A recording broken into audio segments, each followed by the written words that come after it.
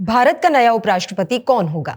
ये एक ऐसा सवाल है जिसकी गूंज इस समय देश में हर तरफ सुनाई दे रही है। जिस तरह से जगदीप धनखड़ ने अचानक इस्तीफा दिया, उसके बाद से राजनीतिक हलचल बढ़ी हुई है और नए उपराष्ट्रपति को लेकर गहमागहमी शुरू हो चुकी है। क्या कोई नया चेहरा होगा?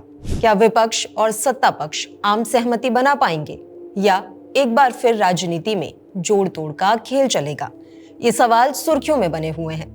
यूं तो उपराष्ट्रपति पद के लिए कई नाम सामने आ रहे हैं, कई ऐसे बड़े चेहरे जो इस समय रेस में हैं, लेकिन एक नाम ऐसा भी सामने आ रहा है जिसके जरिए बीजेपी बिहार चुनाव को भी साध सकती है।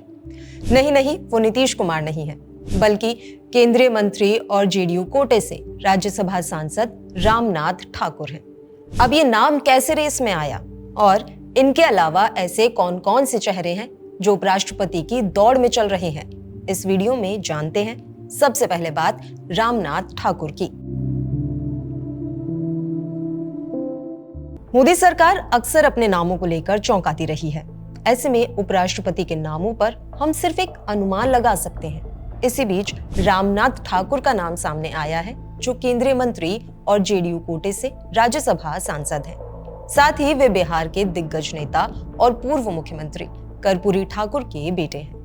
उनका नाम सामने आने की वजह यह है कि बुधवार शाम को रामनाथ ठाकुर ने बीजेपी के राष्ट्रीय अध्यक्ष जेपी नड्डा से मुलाकात की थी। ये मुलाकात ऐसे समय में हुई जब एक तरफ बिहार चुनाव की तैयारी चल रही है, तो दूसरी तरफ उपराष्ट्रपति का चयन भी होना है। रामनाथ ठाकुर के बारे में आपको बता देते हैं कि वे बिहार की राजनीति में एक सम्मानित और अनुभवी चेहरा माने जाते हैं। उनका राजनीतिक करियर साल 2005 में शुरू हुआ, जब वे नीतीश कुमार के नेतृत्व वाली एनडीए सरकार में मंत्री बनाए गए। बाद में वे 2005 से 2010 तक बिहार सरकार में कैबिनेट मंत्री भी रहे। अब सवाल ये है कि उन्हें राष्ट्रपति बनाकर समीकरण कैसे साधे जाएंगे। तो सबसे पहली बात तो यही कि बिहार में विधानसभा चुनाव होने हैं। रामनाथ ठाकुर का नाम देकर एनडीए जेडीयू को साध सकती है। इसके अलावा बीजेपी लोकसभा में पूर्ण बहुमत में नहीं है। यही वजह है कि उपराष्ट्रपति जैसे खास पद को जेडीयू कोटे से किसी नेता को दिया जाना फायदे का सौदा हो सकता है। ये तो रही रामनाथ ठाकुर की बात। उनके अलावा भी कुछ ऐसे नाम हैं जो उपराष्ट्रपति पद के दावेदार हो सकते हैं। वैसे उपराष्ट्रपति पद को लेकर बीजेपी की ओर से कोई आधिकारिक ऐलान नहीं हुआ है, लेकिन कई नामों की चर्चा चल रही है। यूं तो नीतीश कुमार का नाम भी सामने आ रहा था, लेकिन अब उनका नाम इस लिस्ट में शायद नहीं है।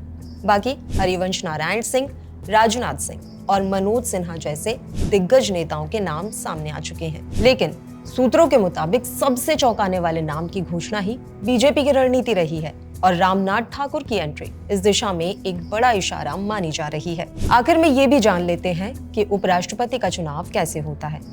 तो इस चुनाव में जनता सीधे भाग नहीं लेती है। संसद के दोनों सदनों यानी कि लोकसभा और राज्यसभा के सदस्य इसका चुनाव करते हैं।